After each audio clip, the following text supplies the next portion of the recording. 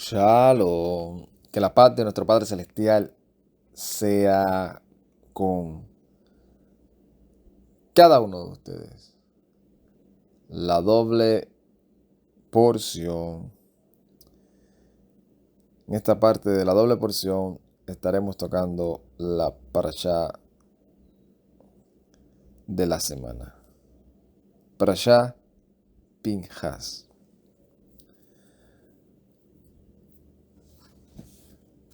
En el video anterior sobre la parashá Balak, terminamos así hablando de este personaje llamado Pinhas o Finés, como se traduce a nuestro idioma latín, al español. Y vimos cómo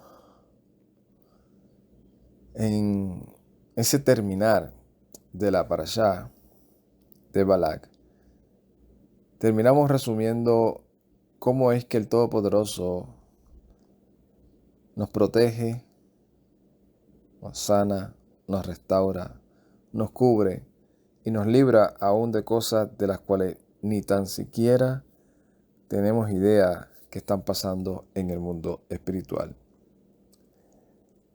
Y que por su misericordia y aún a veces en momentos en donde nosotros, se podría decir entre comillas, estamos picando fuera del hoyo algunos, ¿verdad? En donde cuando digo eso no necesariamente que nos hemos ido al mundo, sino que en ese momento tal vez hemos cometido un error, hemos fallado en algo. Y como quiera, en ese peregrinar de los siervos del Todopoderoso, en todo tiempo vemos la misericordia del Eterno manifestándose sobre nuestras vidas, demostrando que no hay un poder espiritual que pueda enfrentársele, ni humano, ni lo no humano, que Él es el gran yo soy. Sin embargo, cuando nosotros somos los que por una u otra razón cedemos ante esa concupiscencia, ante esas tentaciones, ante esas debilidades que por una u otra razón tenemos y comenzamos a ceder ante eso, es cuando nosotros mismos, de manera, se puede decir automática, buscamos esa disciplina. Es como el niño que le dicen ven y te quiero aquí en la casa a las 7 de la noche. Y el niño sabe que si llega a las 7:30, a las 8 de la noche va a ser disciplinado.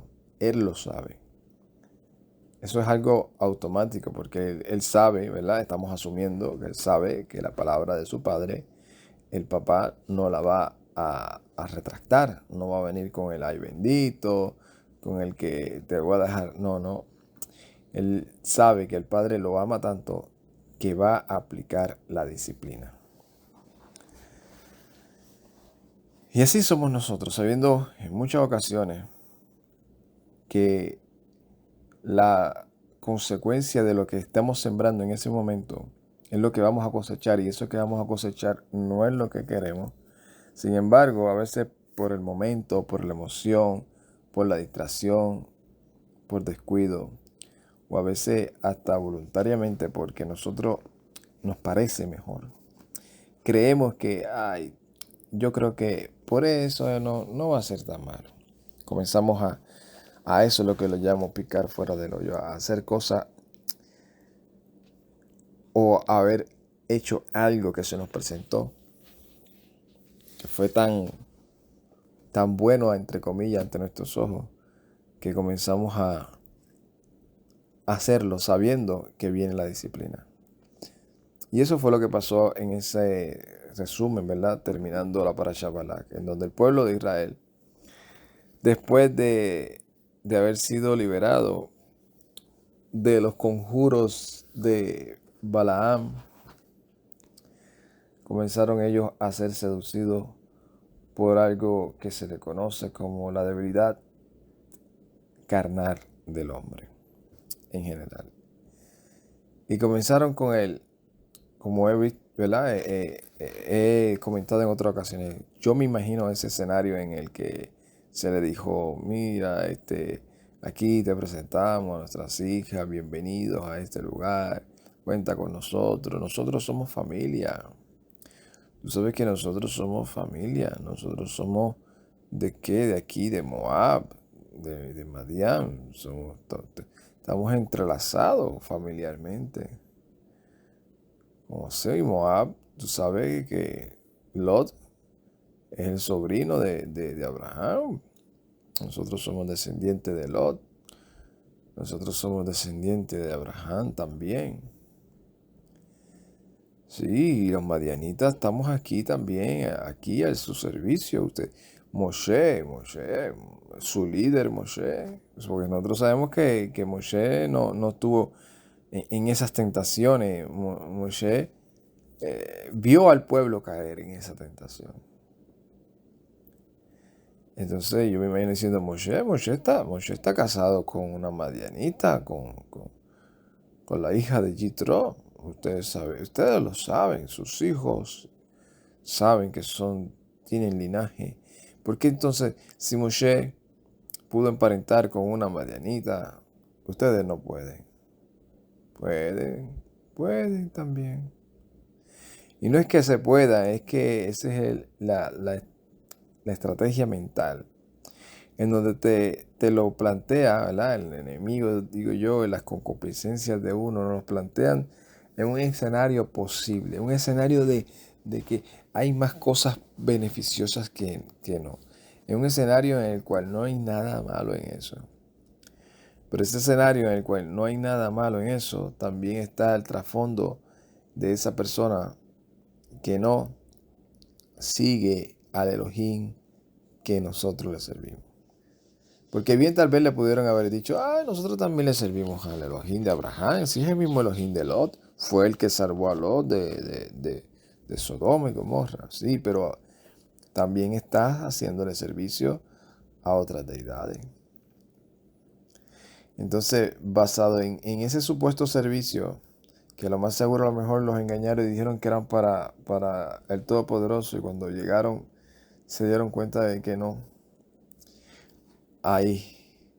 Y con tal de ellos alcanzar el objetivo que quieren alcanzar con la niña, con el niño, en este caso si fueron mujeres también israelitas allá, alcanzar el objetivo de emparentar, de establecerse, terminaron ellos. Y podríamos hablar de todo esto como algo también profético, ¿verdad? Pero lo vamos a resumir solamente en esa parte, porque ahora estamos, la parte en donde debido a las consecuencias de eso, el Todopoderoso, ¿qué hizo? Vio plaga. Y en medio de esa plaga que el pueblo empezó a sufrir y a llorar, hubo un hombre llamado Pinhas o Finés, que fue el que terminó aplacando la ira. Y comienza esta parashá Pinhas así, diciendo que cuando el Todopoderoso le dice a Moshe, dile a Pinhas que yo voy a establecer mi pacto de shalom con él, el cual será para él y para sus descendientes, pacto de que una perpetuo. ¿Por qué? Porque él celó a su Elohei. Porque él celó a su Elohei. Y también dentro de las veces que he tocado esta parashá, he hablado de la parte en la cual nosotros tenemos que ser celosos, así como Pinhas. En donde cuando hay cosas que nosotros ya vemos que nos están distrayendo, que nos están quitando el tiempo,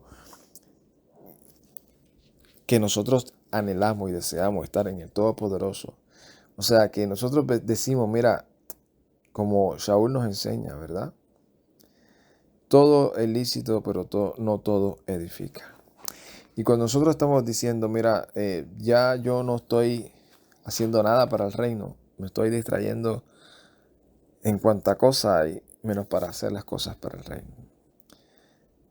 tenemos que a veces ser radical con eso. Y no es, ay, no, es dejarlo de una vez, buscar sacarlo de tu vida completamente. Pero también está la otra parte, la parte en la cual ese celo también tiene que ser, ¿cómo se puede decir? Canalizado por uno, canalizado. Y hablamos también en los tiempos modernos, un tiempo moderno en el cual vivimos. También tenemos que ser canalizados porque con respecto a lo que se refiere de uno, sí, uno puede llegar a ser lo más radical con uno en decir no voy a hacer esto, no voy a ir más a ese lugar porque siento que me está drenando, me está minando. Pero cuando se trata de la vida en la cual nosotros, no sé, ¿verdad? Tal vez muchos llevamos, otros tal vez no. En cuando tenemos familiares, tenemos personas que nos rodean y la mayoría de ellos no le sirven al Todopoderoso o si quieren, buscan servirle, tal vez no lo hacen de la manera en la cual nosotros consideramos que es la mejor, que es la correcta. No necesariamente la correcta, sino que para nosotros es más viable o mejor que la que vemos en ellos.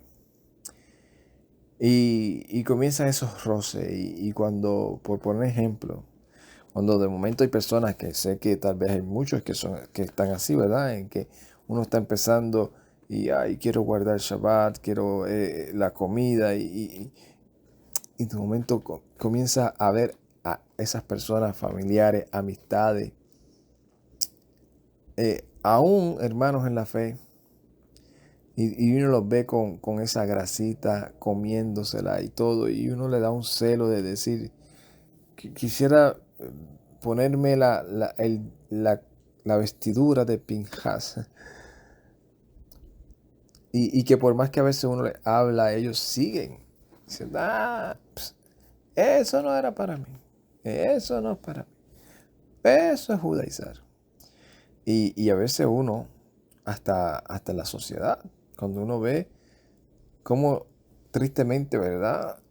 Estaba viéndose casos, porque toda la vida siempre el hombre ha sido así, tirando en desobediencia, ¿verdad? Hemos sido así.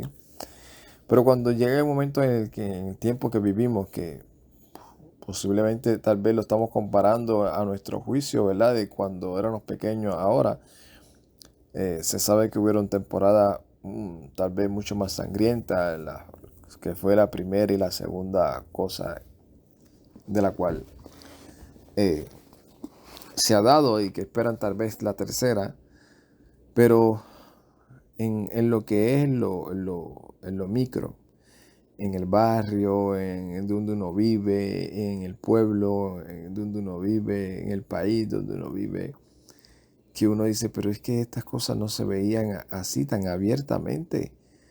Y uno dice, ¿y cómo puede ser? Porque ahora hay cámaras por todos lados. O sea, se podía tal vez entender un poco en el cual uno decía, bueno, es que aquí quién lo va a grabar, quién va a saber que fue él. Mira, hizo lo que hizo y como sabe que nadie va a hablar por miedo, pues lo hace. Pero no, ahora hay cámaras que aunque nadie hable, si las cámaras lo cogen, ahí lo persiguen en las cámaras hasta ver dónde fue que salió, de dónde salió. Y uno a veces le da ese celo de decir, ¿cómo puede ser que hay gente que se haya atrevido a hacer cosas tan feas, tan abiertamente, de hacerle daño a sus mismos padres, de hacerle daño a sus hijos, sin motivo? Tal vez tengan una enfermedad mental, ¿verdad? Que uno desconoce. Pero así son. Entonces a uno le da ese celo, entonces uno tiene que comenzar a pedirle a Todopoderoso que nos ayude a canalizar ese celo. Esos celos en donde uno llega a un lugar o donde uno está hablando con un hermano en la fe, que mayormente es cuando uno, por otra manera, ¿verdad? Se comienza a rascar la cabeza. Cuando uno dice, oye, pero ¿por qué sigue haciéndolo si él mismo está leyendo que eso no se debe hacer? ¿Por qué dice abiertamente que es verdad, que la Biblia dice que no lo debe hacer, pero es que a él o a ella nunca le enseñaron a hacerlo? Y hay que empezar a canalizar ese celo para no llegar al extremo de estar ofendiendo. Uno puede decir la verdad, decirle esto no es correcto, yo no estoy de acuerdo, ni lo comparto, ni lo practico, ni si usted quiere vivir su vida así, se le respeta, pero yo no te puedo decir que estás bien. Te tengo que decir la realidad. Eso no está bien delante del Todopoderoso según lo que yo leo en la Escritura que usted también tiene. Pero de ahí, ¿verdad? A llegar al punto en donde comenzamos a tratar de vestirnos de superhéroes y querer cambiar al mundo a bliblazo, como dicen. Y me acuerdo de una vez de un señor que creo que sí, que ya falleció. Era el líder de la congregación en la cual yo iba. Principio, empezando yo en este caminar. Y él me contó una ocasión que hubo un señor que se pasaba hablando por ahí en las calles con micrófono y evangelizando según el punto de vista de la persona. Y que siempre la tenía en contra de los sacerdotes de la institución católica.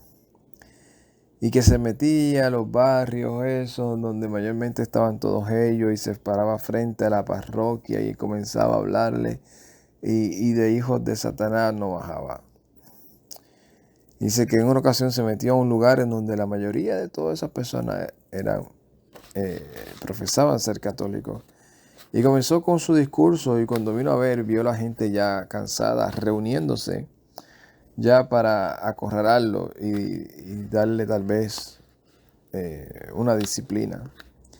Dice que él me cuenta que él tuvo que salir corriendo de ese lugar. Porque de otra manera, si se quedaba ahí y esperaba que se acercaran todos, ya tal vez el cuento hubiese sido otro.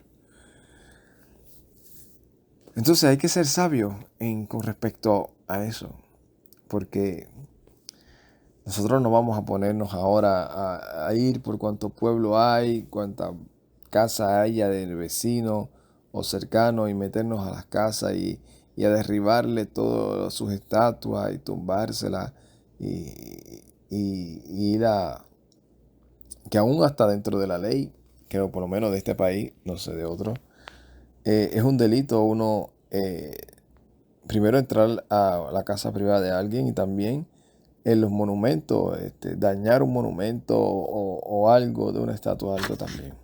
Así que tenemos que ser sabios en ese aspecto. La Parashá Pinhas con Haftara, que no sé si lo dije al principio, con Haftara, que ese es el propósito, hablar de la Haftara, no tanto de la Parashá, sino de la Haftara, que es la porción que está complementando a esta Parashá. Y hay muchas cosas, ¿verdad?, interesantes que se mencionan en esta parashá y las voy a tratar de resumir lo más rápido posible para entrar en la Haftará. En esta parashá también se habla sobre el censo y el censo que se le dice a Moshe que haga después de esta plaga, mayormente no es para saber cuántos murieron, ¿verdad? Como en una ocasión yo también escuché y hasta lo llegué a creer que, mira, después de la plaga ahora te van a contar todo el censo de cada una de las tribus y ahí tú vas a saber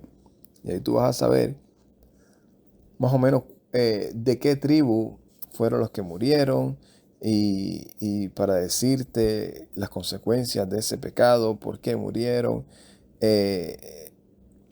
la rebeldía, lo que causa la rebeldía. La rebeldía siempre causa muerte y destrucción y no es que está del todo mal, pero el contexto nos enseña específicamente la motivación por la cual el Todopoderoso le dijo a Moshe, o la principal, ¿verdad? La principal motivación por la que el Todopoderoso le dice a Moshe que haga el censo. ¿Y cuál es? Está en capítulo 26 de Bamidbar de Números, 26, 52 y 53. Después que termina de contar, ¿verdad? Que termina diciendo en el 51, estos son los que fueron contados de los hijos de Israel, 601.730. Dice, y habló Yahweh a Moshe diciendo, entre estos será repartida la tierra por herencia según el número de los nombres. Ese mayormente fue el propósito. El propósito fue contarlos previamente para que Moshe y Yehoshua, que más adelante se le va a asignar como el sucesor, con los Kohanim, en este caso con Eleazar, entendieran que ellos eran los que iban a estar a cargo de repartir la herencia y vieran cuánto hay de cada tribu y los tuviesen apuntado para que le diera la cantidad más o las tierras de más grande, de más territorio, a la tribu que más número de combatientes, se podría decir, tuviesen, porque el censo fue contado de los que podían ir a la guerra hacia adelante. También, obviamente, esto aquí nos confirma que es esa plaga de la cual murieron, creo que fueron 24,000. Pues en esa plaga terminaron de morir los últimos de la generación que se le había dicho, ustedes no entrarán a la tierra. En esa parte sí murieron. Y lo confirma también este capítulo. Cuando dice, déjeme ver aquí exactamente.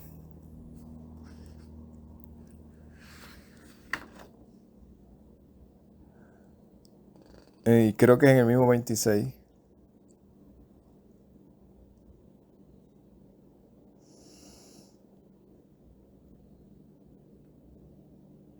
Ok, sí, el 26:64 dice, y entre estos, o sea, entre los que fueron contados, no hubo ninguno de los que fueron contados por Moshe y Aarón, el Cohen, cuando estos fueron contados cuando estos contaron a los hijos de Israel en el desierto del Sinaí. O sea, los que fueron contados en el desierto del Sinaí fueron los que mayormente se rebelaron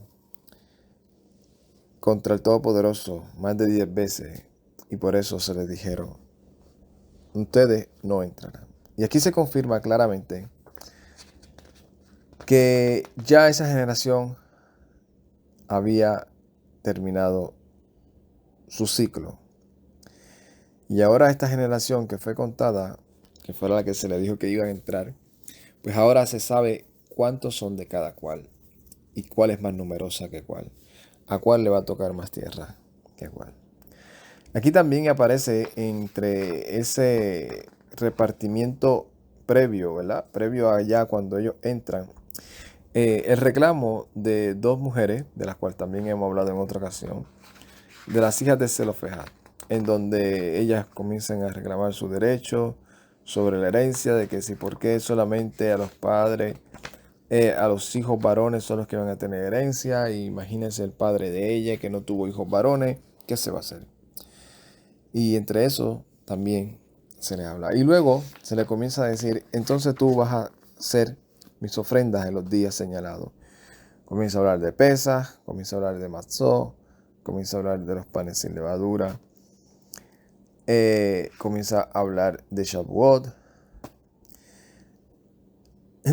comienza a hablar de los primeros días de cada mes, qué hacer, qué ofrendas llevar, etc. Y mayormente en eso es que termina la parashá, diciendo qué hacer cada día, qué día es un día en donde no pueden hacer ningún trabajo y otro día en el que solamente van a llevar ofrendas delante del Todopoderoso.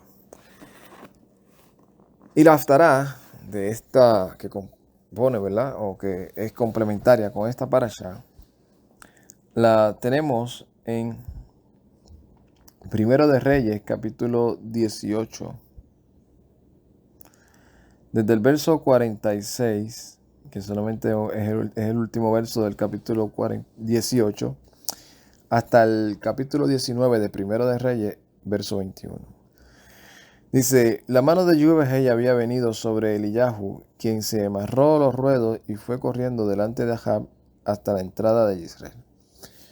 El contexto de esto es lo que sucede luego de que este hombre, profeta del Todopoderoso, hiciera lo que hizo delante de Ahab o de Acab con respecto a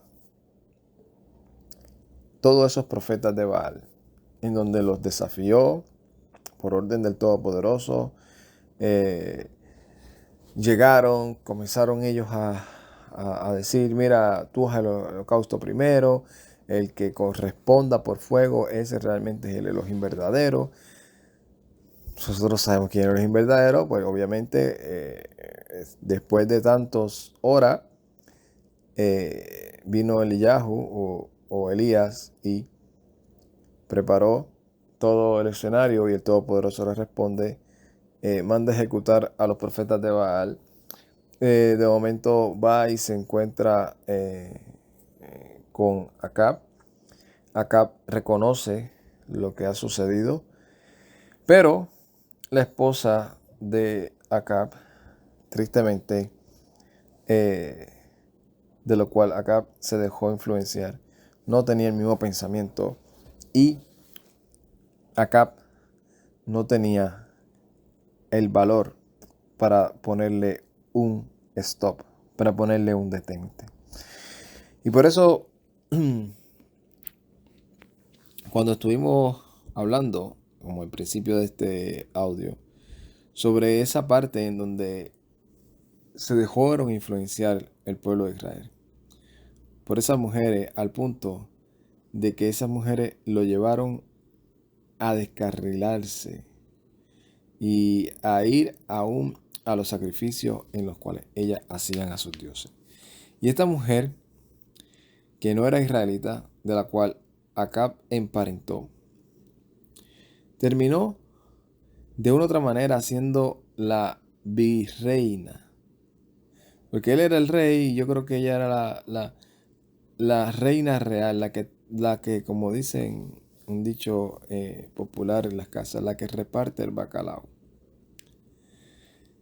Ella era la que realmente tenía como que ese carácter de querer ser el hombre, la cabeza de la casa. Y cuando vemos la actitud de Pinhas, vemos que hay momentos en donde uno tiene que entender que hay que tener celo por las cosas del reino. Tal vez sí, sé que hay personas que dicen, sí, pero es que mi marido no quiere saber nada de las cosas del reino. Sí, está bien. Y usted lo respeta como su esposo. Pero hay límites y hay límites. Hay límites en donde que si su esposo le dice, deja de servirle a ese Dios, deja de hacer esto, deja de hacer lo otro. No te quiero leyendo la Biblia, no te quiero ayunando, no te quiero orando, o mira, sí, haz lo que esas cosas, pero sepas que si yo te invito al festín y al baile tal, tienes que venir conmigo, tienes que bailar conmigo, tienes que cantar las músicas conmigo, tienes que paganizarte conmigo. Hay límites en donde es mejor obedecer al Todopoderoso que los hombres. Igual viceversa, si la mujer llega a ese punto. Y me acuerdo también de ese triste relato en donde me dijeron que hubo una ocasión donde algo sucedió así, donde el hombre no quería ir con la mujer a que ella, o sea, a congregarse. El hombre lo que le gustaba eran los bailes, beber, estar siempre trasnochándose. Y la mujer se había acabado empezar a servir al Señor y ese es el pensamiento, ¿verdad? Yo no estoy de acuerdo a un 100% de eso, ¿verdad? El pensamiento tradicional que nos enseñaron dentro de los movimientos evangélicos es ese, en el que tenemos ese pensamiento de manera indirecta, en donde pensamos que si la persona a la cual invitamos a la congregación, en la cual nosotros nos estamos reuniendo, va a haber un milagro de sanidad, de convertirse, como si el Señor no fuese a obrar en la vida de esa persona en donde esté, como si esa persona no pudiera tener un reconocimiento de arrepentimiento ahí, como si uno no tuviese autoridad como para hablar sobre la escritura y del evangelio, y que el Todopoderoso, sabiendo que el evangelio es poder de Elohim para salvación a todo aquel que cree, como si ese evangelio no tuviese poder fuera de las cuatro puertas en las cuales la persona se reúne, o como si el líder de esa congregación fuese el que tuviese algo mágico en la cual. Y yo puedo entender que sí, que hubo un momento en donde hubo un movimiento evangélico así, en donde las personas eran invitadas a esas campañas y en esas campañas veían cosas que pasaban de sanidad sobrenatural, de que la persona que estaba en la administración empezaba a predicar y comenzaba a transmitir unas palabras que llevaban a la persona a un reconocer, a un arrepentimiento de sus pecados, etcétera. El punto es que esa persona, ¿verdad? Esa pareja le decía al esposo que la acompañara, que ella lo único que quería era que él fuese a congregarse con ella. Y él, tan molesto que estaba, ¿verdad? Porque ni tan siquiera quería que ella fuera, le dijo, mira, yo voy a ir con una condición. Si tú vas conmigo primero al baile, que yo quiero ir hoy a la fiesta, al otro día, yo voy contigo. Yo voy contigo. Pero el hombre era tan malvado, que la mujer le decía que no. Y él le insistía, y cada vez que ella le decía, ven conmigo a la congregación hoy, acompáñame, él le decía, si tú vas primero conmigo al baile, yo voy mañana contigo a la congregación. Tanto y tanto estuvieron en ese tilijala, en donde ella, tan desesperada que estaba, ¿verdad? Y tan confiada dentro de su mentalidad, que si él iba a ese culto, él iba a ser tocado por la mano del Señor y iba a ser convertido en un abrir y cerrar de ojos. Ella terminó cediendo y le dijo, ok, vamos a ir mañana entonces a ese supuesto baile, pero sepa que diste tu palabra que mañana vas a ir conmigo a la congregación. Dale, vamos. Fueron al baile. Él se puso a seducirla, hizo que la muchacha bailara, que la muchacha escuchara canciones de esas con él. Y al otro día por la mañana, ella se levanta lo más contenta, lo más alegre, porque su marido va a ir a la congregación con ella y cuando ve que él no se viste, que él no se queda así, ella le dice, pero mira, no vas a ir, tú me dijiste que ibas a ir. Y el hombre, como era tan malvado, le dice, pero tú crees que yo voy a ir con una mujer que dice ser creyente, que dice ser servidora de Dios y mira cómo tú te comportaste ayer, cómo viniste conmigo, cómo cantaste, cómo bailaste. Yo no quiero ir a una congregación así, donde hay mujeres que sean así. Entonces, nosotros por eso digo, tenemos que ser firmes ante nuestras decisiones. ¿Por qué? Porque hay una circunstancia que nosotros desconocemos y es un mundo espiritual. Y hay personas que se dejan utilizar de una manera que uno no tiene ni idea. Por eso la firmeza en nuestros principios y nuestros valores tienen que estar siempre. Y aquí vemos a Elías o Eliyahu, que luego de pararse firme ante todas esas cosas, y lamentablemente acá, que dejó que su mujer lo manipulara como ella quisiera, no se puso firme. Mientras menos firmes uno se ponga, menos esas personas van a creer en la convicción que tú tienes.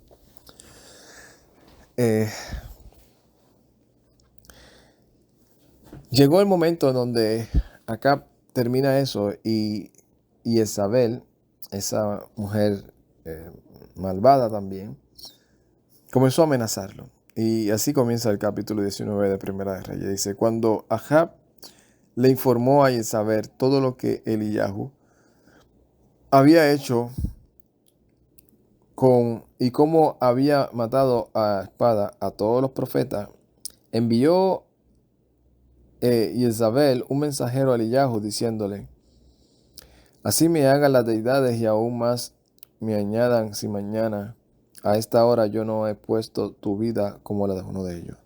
Imagínate lo que es la mentalidad de una persona así, que llega al punto que su marido le está contando los milagros o el prodigio que hizo el Todopoderoso, porque dice que le informó todo lo que Eliyahu había hecho. O sea, que ella se enteró por boca de su marido, que hicieron un reto de quién era el Elohim verdadero y que el Elohim verdadero le contestó a Elías, a Eliyahu.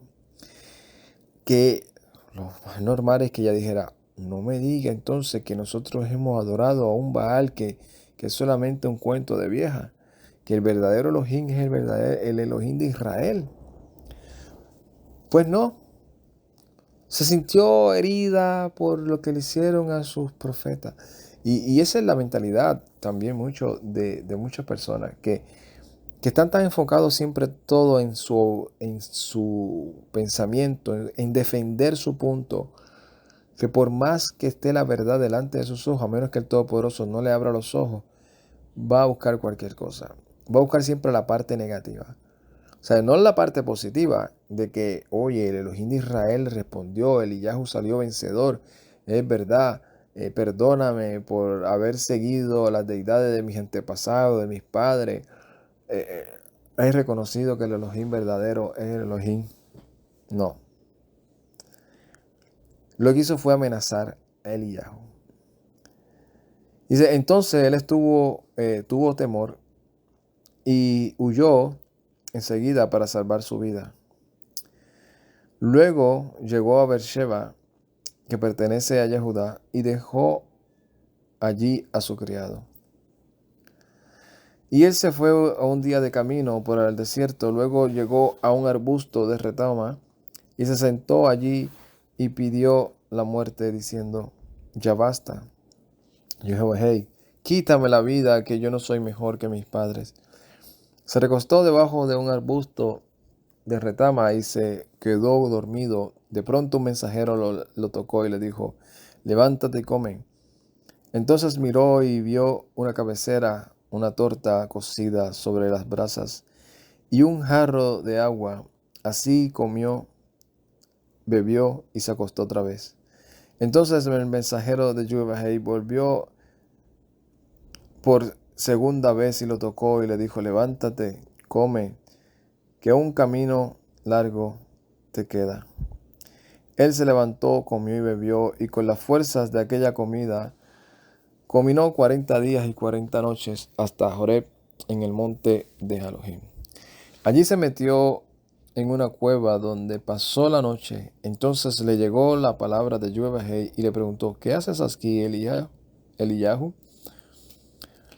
Él respondió, me ha movido un celo por Yahweh, el Elohim de los ejércitos, porque los hijos de Israel han abandonado tu alianza, han derribado tus altares y han matado a espada a tus profetas. Yo solo he quedado y me buscan para quitarme la vida.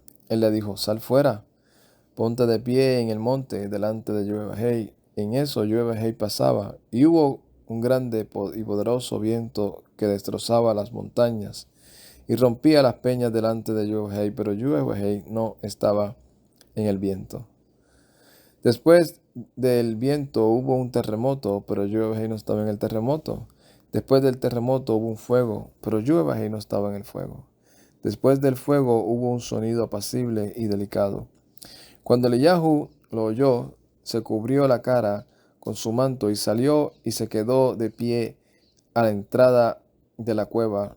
Entonces hubo una voz que se le dirigió a él y le preguntó, ¿qué haces aquí, Eliyahu? Él respondió, me ha movido un celo por Yahweh, el Elohim de los ejércitos, porque los hijos de Israel han abandonado tu alianza, han derribado tus altares y han matado a espada a tus profetas. Yo solo he quedado y me buscan para quitarme la vida.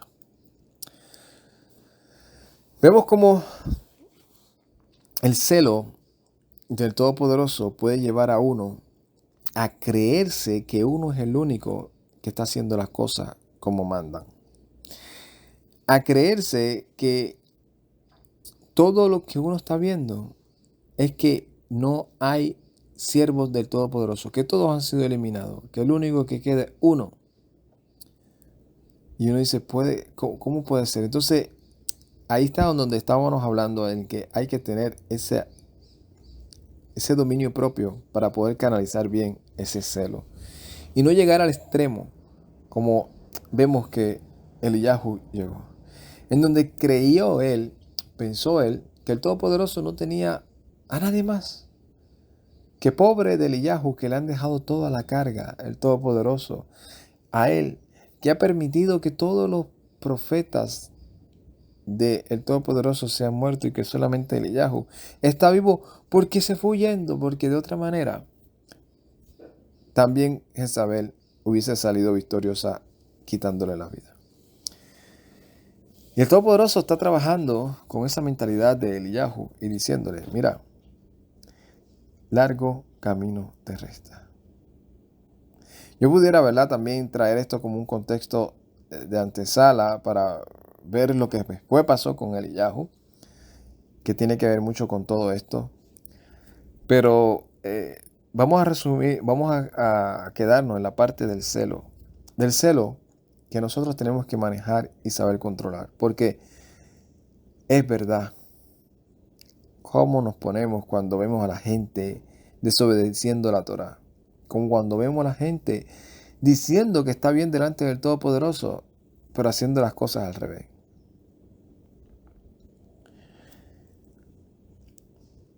Dice, el Todopoderoso le dice,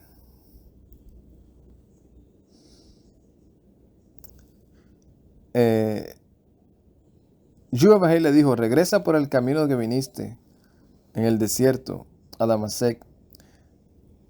Cuando llegue allá, unge a Hazael como rey de Aram. También unge a Yahu de Nimsi como rey de Israel. Y unge a Elisha, hijo de Shafat, de Abel Mejolá, para sucederte a ti como profeta, o sea, a Eliseo. Y el que escape de la espada, Hazael lo matará. Y el que escape de la espada de Hazael, lo matará Yahu. Y el que escape de la espada de Yahu, lo matará Elisha.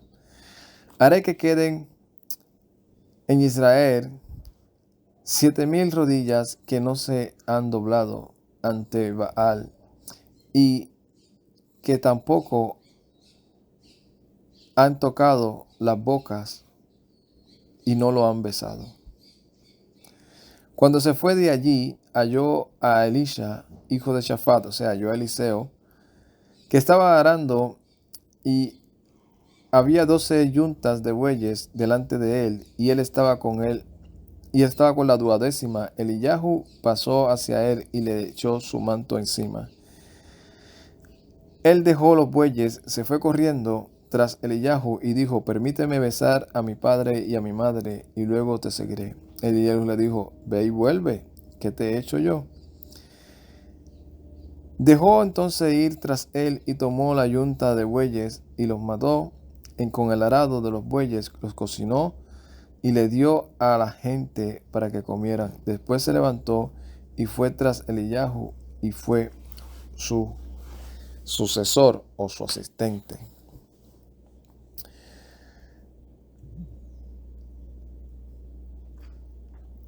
Vemos cómo la mente nos puede traicionar después de haber hecho lo que el Todopoderoso nos ordenó. ¿Cómo puede ser que después que Elías haya hecho todo y haya visto cómo el Todopoderoso lo puso en gracia, levantó su cabeza delante de todos esos profetas, aún lo puso en gracia con Acab, se dejó amedrentar de Jezabel, que es normal, obviamente, si el Todopoderoso no le dice como Elías estuvo corriéndole a Acab hasta que el Todopoderoso le dice, vete y encuéntrate con Elías y dile que va a llover. Pero en este caso, pareciera que Elías tenía que hacer ciertas cosas de las cuales, por la amenaza de Jezabel, decidió retrasarla o retirarse. Entonces el Todopoderoso empieza a trabajar en la mente de Elías, diciéndole claramente, no eres tú el único que queda, hay 7,000 rodillas que no han besado a Baal. Así que no te creas que eres el único. Y para demostrártelo, que tú no eres el único, vete y unge a estos dos para que sean reyes en sus respectivos territorios, y a este hombre llamado Eliseo o Elisha, para que sea el que vaya a ser el sucesor tuyo y se encargue de seguir la obra de la cual yo estoy haciendo dentro de Israel. Para complementar esto, porque siempre recalcamos todo esto, aunque muchos les gustaría que estuviesen hablando desde principio a fin del Mesías de manera literal, pues es una realidad. Desde principio a fin estamos viendo lo que el Mesías, Yeshua, nos enseña. Porque todo esto claramente nos enseña por qué el Mesías vino a dejarnos un ejemplo de ser celosos. Lucas capítulo 3,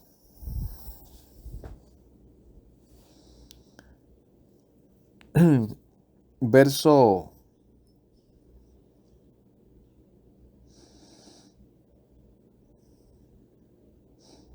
vamos a verlo desde el verso 2. Dice, en el tiempo de los sumos sacerdotes Hanán y Caifás, le llegó un mensaje de Elohim a Johanán, hijo de Zacarías, en el desierto. ¿Quién era o quién fue Johanán? Johanán fue ese Elías profetizado. Y vemos el celo de Johanán a tal punto que se presenta delante de los líderes y les dice, o de aquellas personas que venían a hacer la shuvá o la inmersión. Entonces él anduvo por toda la región alrededor del Jardín predicando la inmersión de arrepentimiento para el perdón de pecados, como está escrito en el libro de las declaraciones del profeta Yeshaya, que dice, voz del que proclama en el desierto, preparen el camino de Yahweh, enderecen sus senderos. Que todo valle se rellene, y todo monte y colina se allanen, que los senderos torcidos se enderecen, y los caminos escabrosos se nivelen. Y toda persona verá la salvación de Elohim. Johanán les decía a las multitudes que iban a que las sumergiera, generación de víboras, ¿quién les enseñó a huir de la ira venidera? Pues produzcan los frutos del arrepentimiento y no se pongan a decir dentro de ustedes mismos, Abraham tenemos por padre, porque les digo que aún de estas piedras, Yahweh puede levantarle hijos a Abraham. Además, el hacha ya está a la raíz de los árboles, así que todo árbol que no dé buen fruto se corta y se echa al fuego. Y las multitudes le preguntaban, ¿y qué entonces vamos a hacer? Él les respondía, el que tiene 2 túnicas, que le dé al que no tiene, y el que tiene comida, haga lo mismo. También fueron unos publicanos para sumergirse y le preguntaron, Rabí, ¿qué haremos nosotros? Él les decía, no cobren más de lo que se les ha ordenado. Y también a los soldados que le preguntaron, ¿y nosotros qué haremos? Él les dijo, no hagan extorsión ni denuncien falsamente a nadie y estén contentos con sus salarios.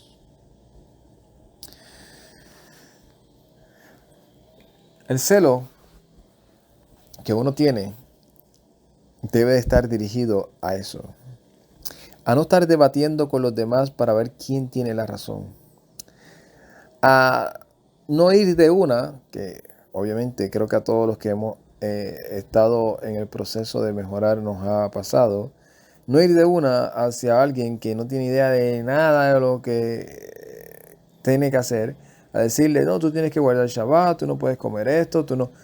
A hablarle sobre los mandamientos de abstinencia, en vez de hablarle de los mandamientos de hacer, que son beneficiosos. Y sobre todo, como siempre he dicho, lo primero que tiene que haber es una transformación en la vida de esa persona. Porque esa persona puede, entre comillas, entender algo lógico.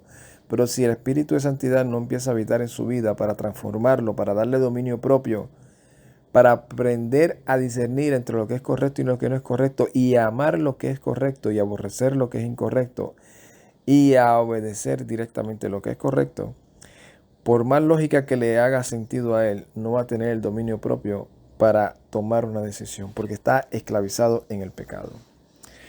Así que lo primero es hablarle del Evangelio, que el Evangelio transforme la vida de esa persona, que el Mesías sea quien haga de esa criatura una nueva imagen, creada en el Mesías Yeshua, un nuevo él o un nuevo ella, en donde ya lo que antes amaba, que era el pecado, ahora lo aborrece.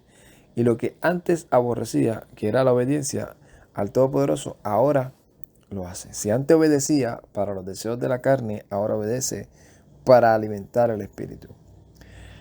Y para eso tiene que ser nacido de nuevo, nacido de lo alto, para que comience a tener ese celo por las cosas del reino. Antes, por ejemplo, ante uno podía ir, por lo menos en el caso mío personal, que para mí no existía nada de eso, ni de Shabbat, ni de nada de eso. Antes, un sábado, Shabbat, o un día de las convocaciones, que ni idea tampoco tenía de cuándo era que caían, yo podía estar felizmente haciendo cualquier cosa que era quebrantar el Shabbat, pero yo ni cuenta me daba, ni me interesaba. Y si alguien me decía algo, yo le decía, pero es que eso no es para mí. Pero ahora el celo que el Todopoderoso pone en nosotros nos hace a nosotros estar pendientes. ¿Qué hora es? ¿Cuándo va a caer el sol? Quisiera que todo el mundo entendiera esta bendición, este privilegio, que no es solamente quedarse en la casa, que no solamente es no trabajar. Hay una llenura y un trabajo espiritual que el Todopoderoso hace en nuestras vidas de una u otra manera que es inexplicable. En fin, Parashá Pinhat con Haftará nos enseña a ser celoso, pero también a tener dominio propio y saber cómo canalizarlo. Y a no creernos que somos los únicos. Hay en el mundo chinos, japoneses, coreanos, hindú, que son los de India, árabes, israelitas, latinoamericanos, europeos, de allá de Rusia, Mongolia, de todos los países del mundo en donde hay gente que le sirve al Todopoderoso, que le son fiel entre todo lo que el Eterno ha establecido conforme al entendimiento y madurez que tienen cada quien. Y no somos los únicos. No somos aquellos cuyos hombros solamente el Todopoderoso depositó la carga de toda la existencia del Evangelio. No. Somos parte del cuerpo del Mesías. No somos ni la cabeza, ni la cola, ni los pies, ni las rodillas. No. Somos una parte. Y procuremos hacer nosotros esa parte para nutrir al cuerpo. Shalom, Ubrajá, Lecolán, paz y bendiciones a todos. Ai, tate.